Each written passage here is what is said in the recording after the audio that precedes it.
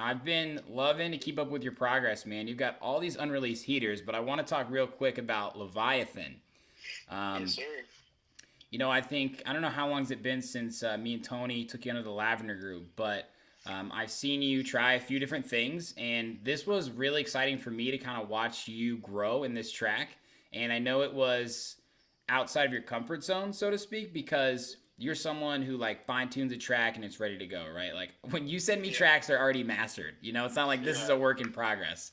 I know it's yeah. kind of It's your usually like finishing touches most of the exactly. time. Exactly. So tell us about kind of the collaboration process maybe after I introduced you and Lewis of Fifth Lucky Dragon together and how long it took timeline wise and stuff.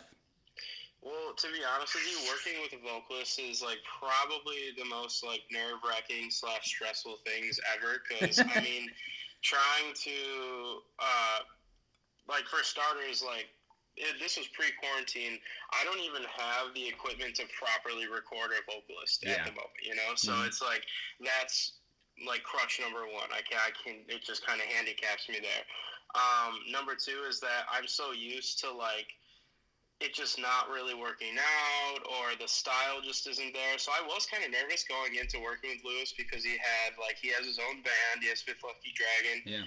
and he does like a lot of like indie rock, indie pop kind of stuff, which is really sick. But I threw at him like a house track, so he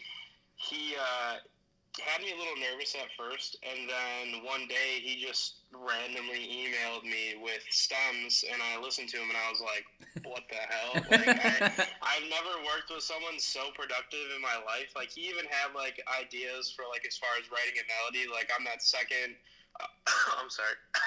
On that second chorus, like after the first chorus on that second one, he wrote that melody, that like that crazy. He like ripped a solo like randomly, and I was like, oh my god, like why can't every vocalist be like this?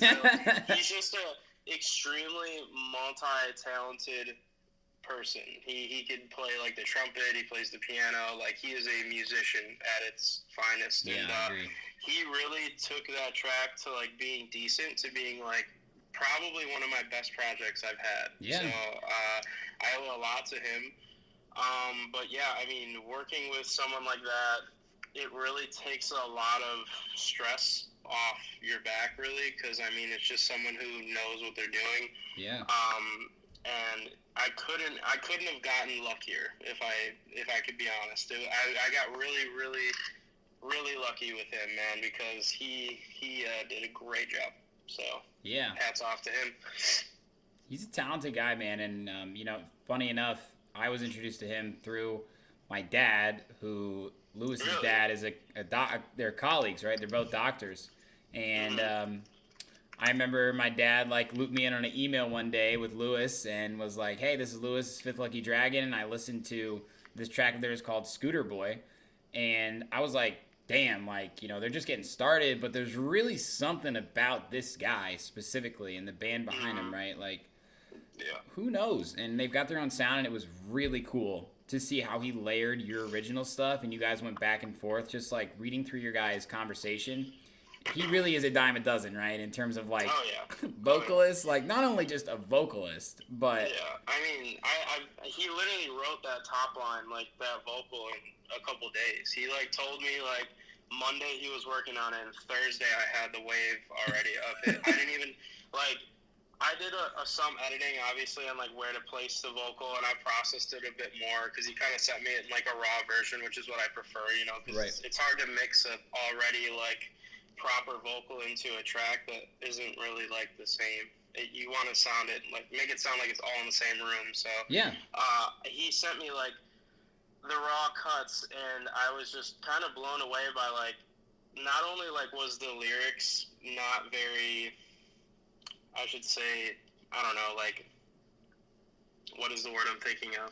Cliche, I guess. Yeah. Because a lot of house tracks can be like, I love you and you love me. Like, it's just same shit every time. Yeah. But his was like, he's straight up singing about a sea monster. And I'm like, dude, I didn't even know what this was before this, but I love it. Like, it was really, I looked it up. unique. It was super unique. Yeah, I literally had to look it up. I was like, he's like, yeah, I mean, I wrote called Leviathan, so I guess let's call it Leviathan. I'm like, yeah, I mean, it makes sense. But yeah, it was really fun working with him, honestly, and I can't wait. We have another one that we're trying to work on, but I know he has a lot of stuff going on right now. But pretty excited, pretty That's excited. awesome. Yeah, and like I said, man, it was really cool just seeing what you've made in the past, and I think it really showcased your ability too, Justin, because I've always really loved your style and the different kind of layers that you're able to really come up with, man. It's impressive, and to see two worlds collide and come up with this track, and now we passed 40,000 streams on Spotify. Yeah, we're making it. We're on the road to 50. Honestly, I really think we can get to 50 by the end of the week. I'm hoping. But yeah, this is definitely one of the biggest tracks I've ever had. So I'm Dude, very excited about it. that's amazing. And like, Yes, sir. that's not just like, hey, I'm paying to be put at the top of a playlist and I get, you push play in a playlist and it's that song. Yeah. People are going back and listening again to it. Probably Yeah. they're sending it to their friends, and Yeah, there's a big percentage where like they're listening to it from their own catalog, like their own playlist, like other people's playlists. Like it's really cool to see. Spotify has like a sick tool where like you can just basically see where the plays come from, like every single source. So it's like, oh my god, the song's like in like 100 playlists. It's crazy. I know. How much better is Spotify for artists than SoundCloud data? Yeah. Oh my god. Jeez. You gotta have like 3 different memberships. SoundCloud like, data is 3 like, different you had emails. one person in Sweden. I'm like, who the fuck is that person? Is that even Yeah. real? It's so crazy. It's literally like, it's just the most random area ever that happens, and you always look at it and you're like, how did this even happen? Yeah, exactly. It's one of those guys that follows you and you're like, okay, well, hey, count it. But that's great though, man. Having traction on a platform like Spotify with a song like that is huge. So again, really proud of that production, and I'm so happy to see it's really getting some legs. It's deserved of it, man.